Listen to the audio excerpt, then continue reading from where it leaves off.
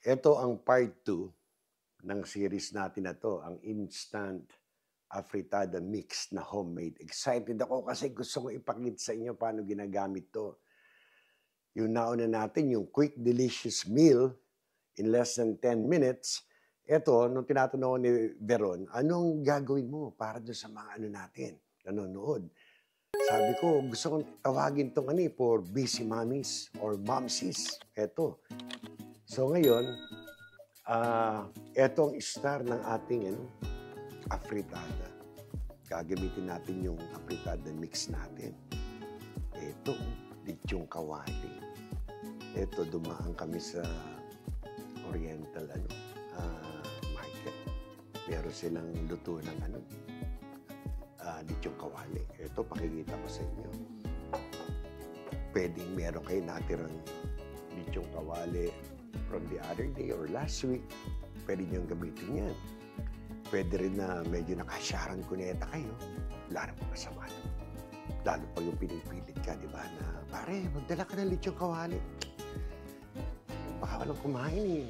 Oh, okay, sige. Oh, thank you ha, sige. Diskarte lang. So para makatotohanan, pupunta ako sa rep, kukunin ko yung afritada mix ko na ginawa ko the other day nung day off natin, di ba? Kunyari, magugulat pa ako, di ba? Uy, meron pala akong afritada mix. Andali ha. Ito Ito gagamitin natin. Ayan, dinipros ko na. Para yung mga sarsa, medyo kasi mahirap itaktak buong buo eh. So ngayon, tignan natin. Ayan na. Tumatakbo na oras natin, no? Siyempre, busy mommies. Mga anak nyo, naghihintay na, sindihan natin. Simulan natin sa ganito. Para makita natin kung ano talaga. Kung gaano katagal ba itong pinagmamalaki ko. Na ito kasi nakatulong sa akin ito nung araw. Laking bagay sa akin ito nung araw. So, ito. Painitin natin ating kawali. Medyo nakahinga ng konti, galing trabaho. Medyo huminga ng konti. Medyo nagsoda o nagkape. Ito na. Papainit na kayo. Tumatakbo na yung oras natin. Medyo painitin lang ng konti. Kasi ito, gisado na ito. May microwave ko lang para medyo siya. Ayan na.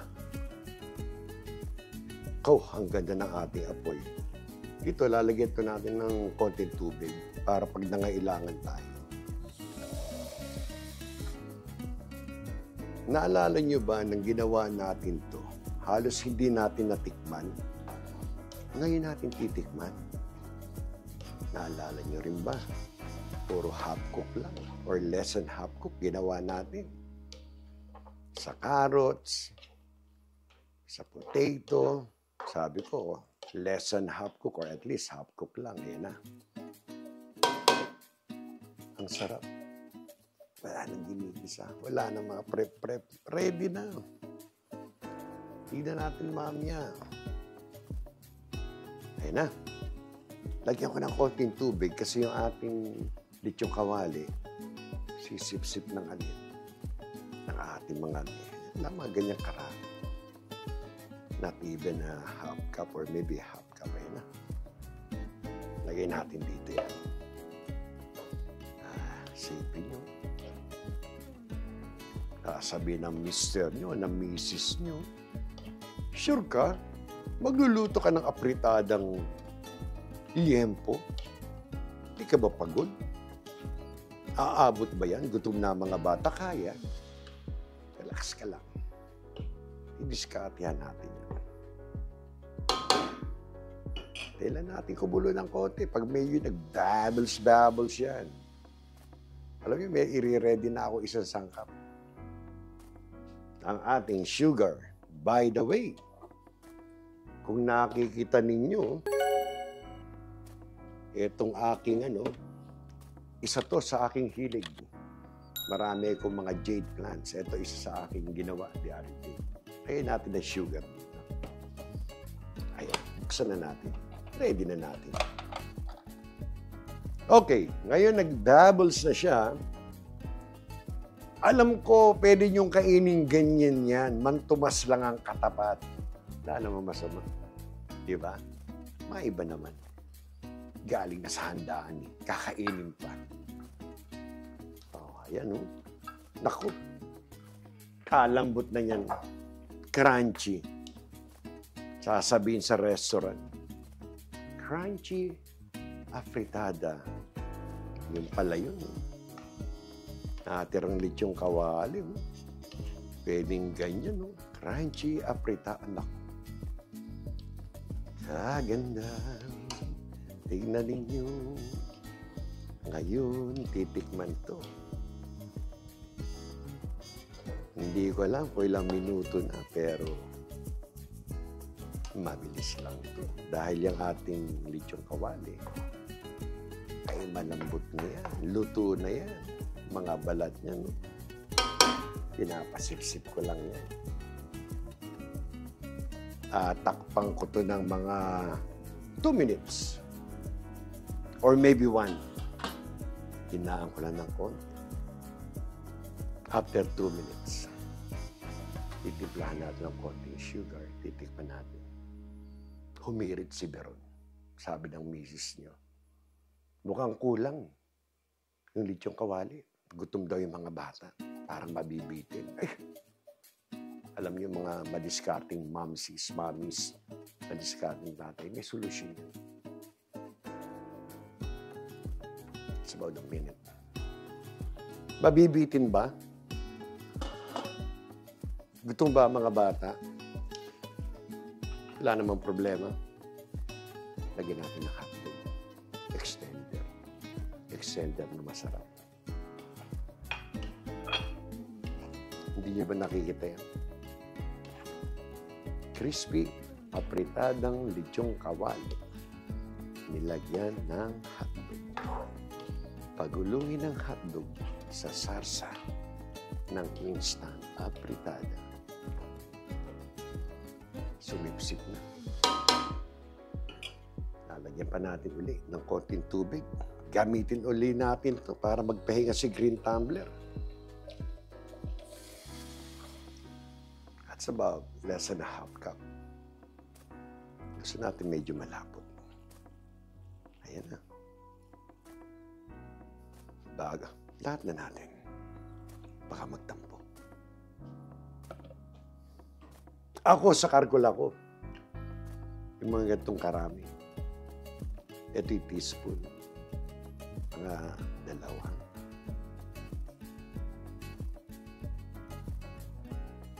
Walang sa tamis. 3 teaspoon. Maraming tomato sauce niya. Balik natin dyan. Hahaluin ko lang. Titikman. Tatakpan. Done. Titikman natin kung gaano katagal. So ngayon, yung ating carrots, yung ating potato, na well-done. Hindi na well-done. Kumbaga gumaganda na texture niya. Naluluto na yan. Haluin muna natin bago natin tikman. Baka mapuruan ko yung asukal eh. Nakong ganda na itsura. Saan ka naman makakabil ng instant apritada mix na magiging ganyan. Itong araw na itong hinalo lang natin. Lechong kawali at saka hotdog. May bubulong kasi. Paano mabitin? Tikman natin.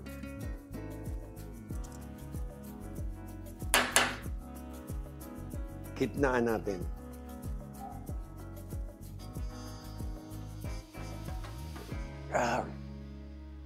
Tama ang tamis. Ang alat, konting-konting asin lang. Asin na lang ilagay natin.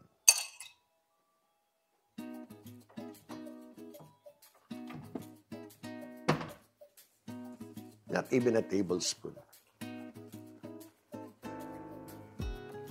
Areglado yan. Huling halo. Tatakpan lang natin ng konti.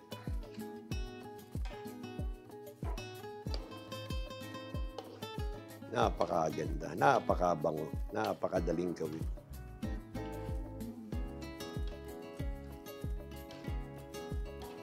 Pwede niyong gawin ito. Yung simpleng mix, apritada mix na ginawa natin, 2 luto. Pakikita pa natin ang ating pangalawang ulam sa ating part 3. Okay, nahalo natin.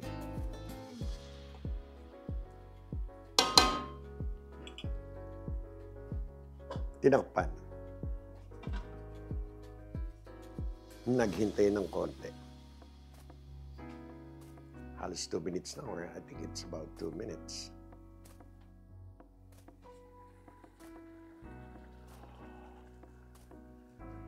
Hinihintay ko, baka may lumabas. Baka may winning number. Ilagay natin dyan. Naku, ganda naman. Ang gandang haluin.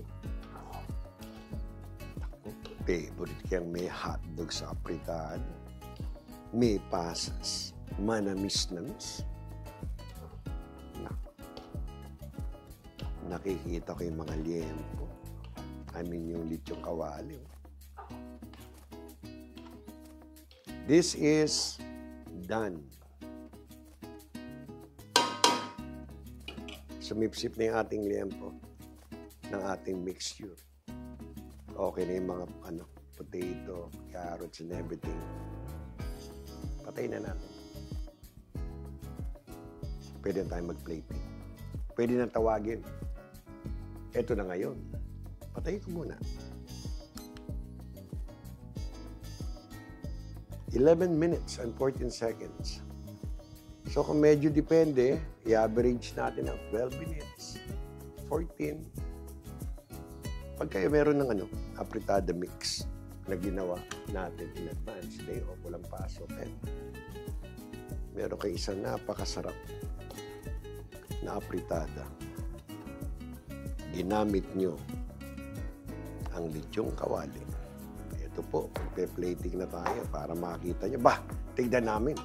Ano ba itsura niyan? Maglalagay ulit tayo ng 3/4 cup na rice. Alam niyo ba kung bakit laging ganito ang nilalagay ko? Hindi ko makitenta lang ko ng 1/2 cup.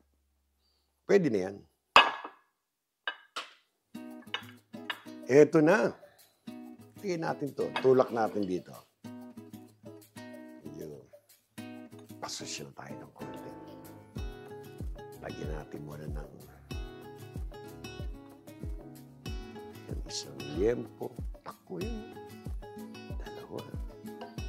Akala natin siguro 3 liempo. May kalaki at may hiwa. Ay, 4 pala yun. Lagyan natin ng hotdog. Ilagyan ng carrots. Ang ganda naman tignan, no? Oh, ang ganda niyang tignan. Ayan na. Inilagay dito. Ayan, oh. Tignan mo, pag-uulit, oh. Kukunin lang yun, oh. Ilagay natin dyan. Sir, pwede bang pakilagyan sa ibabaw ng konting sarsa? Wala naman tayong problema dyan, eh. Ayan, oh.